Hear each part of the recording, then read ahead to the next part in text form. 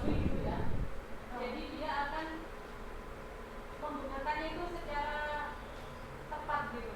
Jadi nggak terlalu boros atau nggak terlalu dieksploitasi atau budayanya minimal gitu.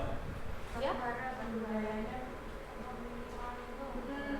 misalnya sumber daya maksimal terbatas. Maka gimana caranya kita itu menggunakannya nggak boros-boros atau gitu, sehingga digunakannya itu secara tepat, nggak yang langsung semua diambil terus habis itu sumber daya hilang. Jadi ini lebih ke mendapatkannya, ini lebih ke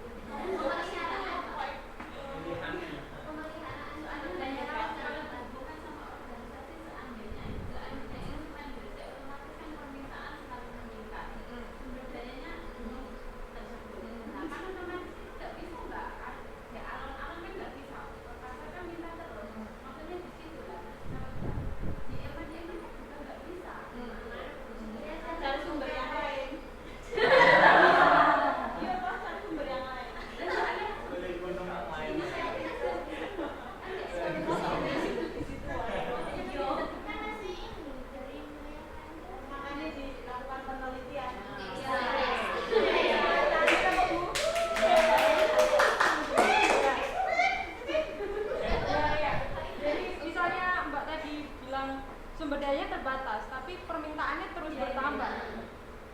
Itu cari sumber yang lain. Maka itu gimana cara kita menginterpretasikan? Bagaimana organisasi itu solusinya, memikirkan apa yang harus saya lakukan, tepatnya bagaimana, sebaiknya bagaimana. Misalnya sumber daya kami terbatas, permintaan banyak, coba deh dimahalin harganya, mungkin permintaan akan agak berkurang. Atau mungkin kan kalau kasus semen Gresik-nya sudah nggak ada gunungnya misalnya. Terus kan sekarang sedang berproses di Tuban dan itu. Jadi di Tuban itu karena ada gunung kapurnya yang bisa diproses untuk produksi, mereka nyari tempat lagi di sana untuk berproduksi. Tenang aja, di Banyuwangi banyak gunung apa itu? Nanti untuk semen selanjutnya. Seperti itu. Gitu, Mbak, gimana? Iya. Ya, ada lagi dulu kan enggak jadi. Seperti itu. Jadi itulah cerita tentang semen. Ya.